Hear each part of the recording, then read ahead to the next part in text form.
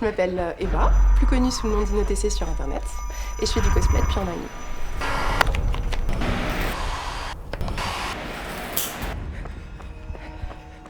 J'ai besoin tous les matins de me lever et de me dire bah tiens, qu'est-ce que je vais faire, que ce soit de la peinture tous les jours dans mon quotidien. S'il y a une semaine qui se passe sans que je crée, je suis malheureuse en fait.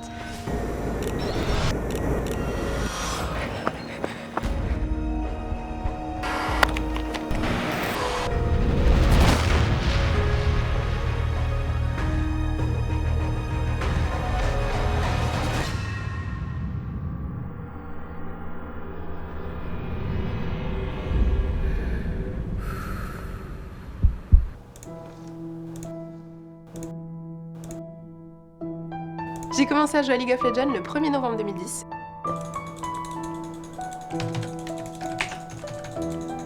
J'avais mon frère qui jouait déjà à LoL, et puis un jour il m'a mis dedans. Et en fait on avait tout un petit groupe de potes, et on a commencé à jouer, et dedans il y avait Doudou.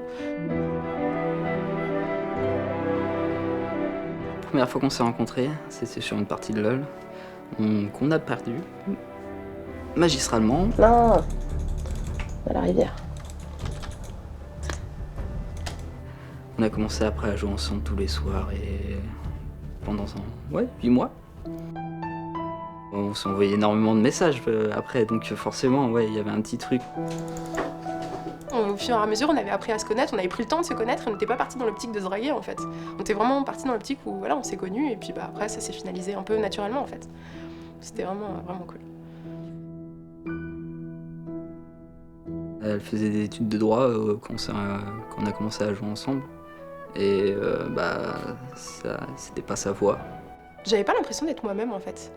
Parce que au niveau de mes études, je me suis pas mal perdue, j'ai un bagage assez conséquent. J'ai fait une licence de droit, un doc d'histoire de l'art, je suis retournée en master de droit, ensuite je suis repartie en CAP d'esthétique, et ensuite j'ai fait mon école de maquillage. J'ai toujours été un peu... j'ai toujours été créative.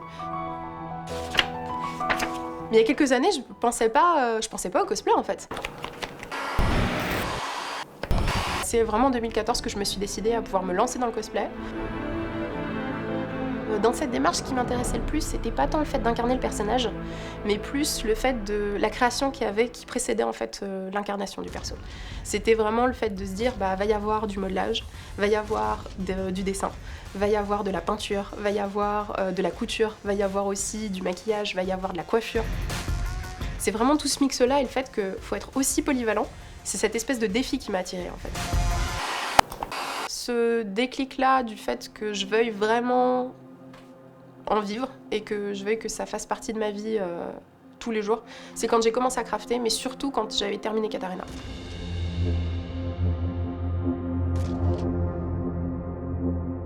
J'avais pas le corps que j'ai aujourd'hui en fait. J'ai fait énormément de sport et du coup j'ai changé.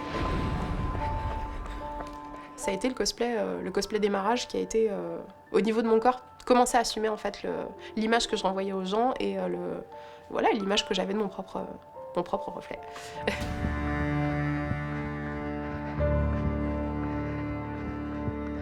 Donc là, c'est le bustier de Kata. J'ai surkiffé faire cette pièce, c'était la dernière pièce que j'ai faite. En fait, cette pièce-là, j'avoue que même si je peux plus rentrer dedans, elle est assez cool dans la mesure où elle me permet de voir tout le trajet que j'ai pu faire jusque-là en fait. Et même au niveau du changement physique, quoi, au niveau de la taille du costume, c'est impressionnant en fait.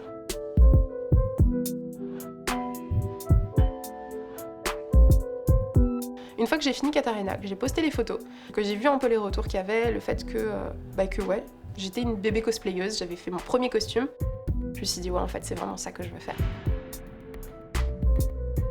Pour moi, c'est un avantage maintenant aujourd'hui d'être grande, d'avoir des longues jambes comme les persos des jeux vidéo. Mais je me sens plus à l'aise dans mes vêtements de cosplay que dans mes vêtements de tous les jours en fait, parce qu'ils sont à ma taille. Allez, si, il y a du monde, génial. Bonjour tout le monde, j'espère que ça va, que vous avez passé une bonne journée, un bon début de journée même. Et aujourd'hui, on se retrouve pour un live un peu particulier parce que je ne live pas le mercredi. Mais là, il faut absolument que je vous montre ça. J'ai commencé à recouvrir l'épée de Diana et on va la monter en live, on va faire un petit peu coucou, yes! On va pouvoir monter tout ça, je vais vous montrer la totalité du montage de l'arme. Après, dernièrement, j'ai quitté mon travail et je me suis dit pourquoi pas essayer de mixer en fait, de me mettre à fond sur le stream, pouvoir partager un peu tout ce que je fais. Voilà, c'est ça, c'est que le stream, ça va être ma petite dose sociale par jour. J'ai juste hâte de pouvoir la tenir dans mes mains pour de vrai. Elle va faire 1m50, vous imaginez, ça va faire un truc juste énorme quoi. Je cherche vraiment à ce que ça ressemble le plus, que ce soit le plus proche possible de mon image de référence. En général, je me base soit sur le modèle in-game, donc le modèle 3D, ou alors sur le splash art directement. Donc voilà, je vous fais des gros bisous, merci d'avoir été là, c'est cool. Et puis bah à demain, bye bye.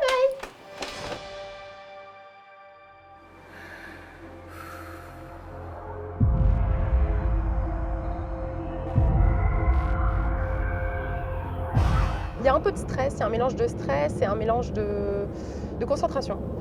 Voilà, je suis préparée pour le shoot.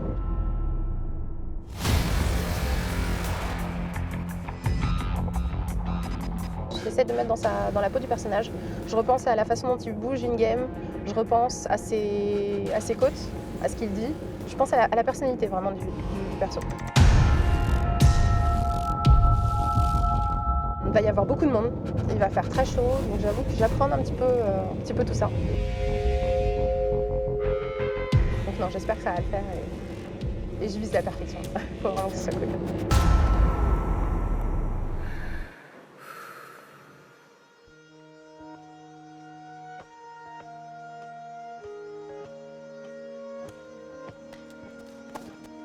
Je crois que Diana, c'est le perso dans lequel je me sens mieux. C'était tellement naturel que j'avais même pas besoin de me concentrer en fait. Et quand le personnage comme ça, on a une espèce de seconde peau qui se fait avec ce perso, bah c'est que c'est le personnage idéal en fait pour cosplayer. 1, 2, 3. Pointe à droite, relève-les encore un petit peu tes mains.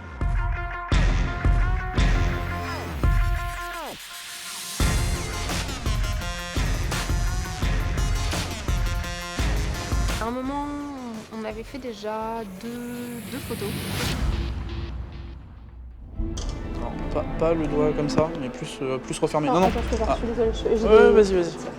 Avec la chaleur, le fait de porter déjà le costume depuis déjà pas mal de temps, le fait de pas avoir mangé en fait dans la journée, j'avais très peu d'énergie en moi. Je suis désolée mec. C'est pas grave. Mais c'est la journée complète, le fait d'avoir couru ce matin, ensuite de pas avoir mangé. Non, j'arrive pas à respirer. Ça a été, voilà, ça a été peut-être un petit peu trop. Heureusement que Doudou était là. Je savais qu'il me restait les 2 dernières semaines là pour pouvoir terminer.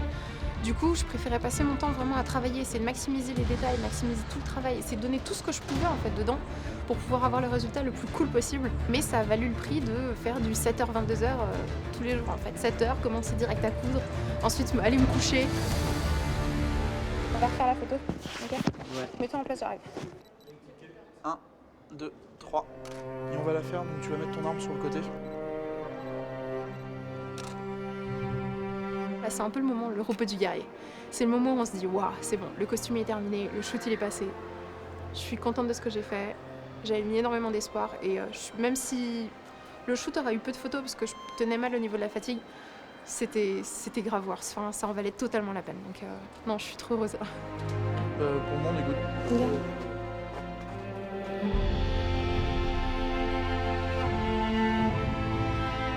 Malgré le fait que je me sois sentie super mal sur l'instant à cause de la fatigue, etc., je kiffe être en armure. Je kiffe toujours autant être en armure.